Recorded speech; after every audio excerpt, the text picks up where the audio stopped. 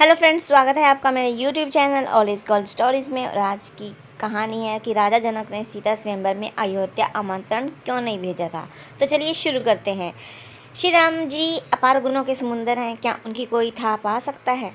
संतों से मैंने जैसा कुछ सुना था वही आपने सुना है, वही आपको सुना रहा हूँ। राजा जनक के शासनकाल में एक व्यक्ति का विवाह हुआ।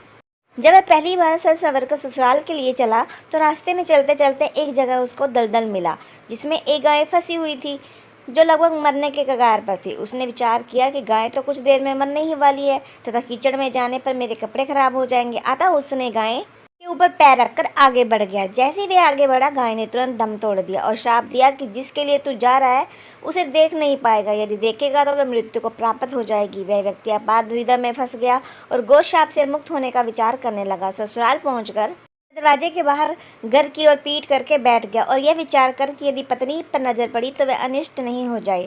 परिवार के अन्य सदस्यों ने घर के अंदर चलने का काफ़ी अनुरोध किया, परंतु वह नहीं गया और ना ही रास्ते में घटित घटना के बारे में किसी को बताया। उसकी पत्नी को जब पता चला तो उसने कहा कि चलो मैं ही चलकर उन्हें घर के अंदर लाती हूँ। पत्नी ने जब उससे कहा कि आप मेरी ओर क्यों नहीं देखते हो तो वो भी चुप रहा। काफ़ी अनुरोध करने के उपरांत उसने रास्ते का सारा वृत्तांत कह सुनाया। पत्नी ने कहा कि मैं भी पतिव्रता स्त्री हूँ, ऐसा कैसे हो सकता है। हाँ, मेरी ओर अवश्य देखो। पत्नी की ओर देखते ही उसकी आंखों की रोशनी चली गई और वह गाय के शापवश पत्नी को नहीं देख सका। पत्नी पति को साथ लेकर राजा जनक के दरबार में गई और सारा वृत्तांत कह सुनाया। राजा जनक ने राज्य के सभी विद्वानों को सभा में बुलाकर समस्या बताई और गो शाप से निवृत्ति का सटीक उपाय पूछा। सभी विद्वानों ने आपस में मंत्रणा करके एक उपाय सुझाया कि यदि कोई पतिव्रता स्त्री छलनी में गंगा जल लाकर उस जल के छींटे उस व्यक्ति की दोनों आंखों पर लगाए तो गो शाप से मुक्ति मिल जाएगी और उसकी आंखों की रोशनी पुनः लौट सकती है। तो राजा ने आसपास के सभी राजाओं को सूचना भेजी कि उनके राज्य में यदि कोई पतिव्रता स्त्री है तो उसे सम्मान सहित राजा जनक के दरबार में भेजा जाए।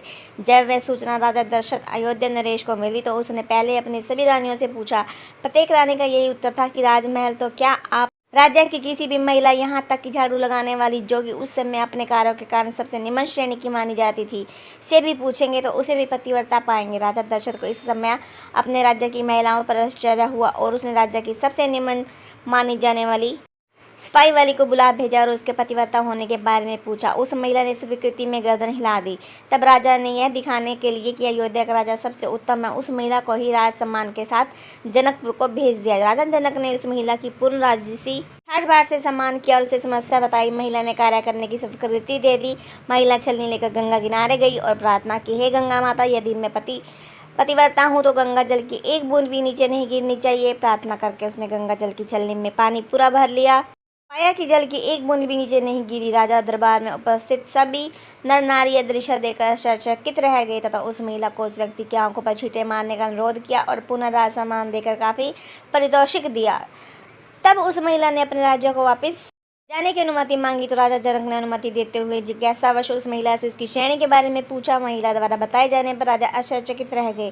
सीता स्वयंवर के समय में यह विचार करके कि जिस राज्य की सिपाही करने वाली इतनी पतिव्रता हो सकती है उसका पति कितना शक्तिशाली होगा। यदि राजा दशरथ ने उसी प्रकार के किसी व्यक्ति को स्वयंवर में भेज दिया तो वह भी धनुष को आसानी से तोड़ सकेगा और कहीं राजकुमारी किसी निम्न कार्य श्रेणी के व्यक्ति को न वर ले। अयोध्या नरेश का राजा जनक ने निमंत्रण नहीं भेजा था। फिर आगे की घटना तो आप जानते ही हैं।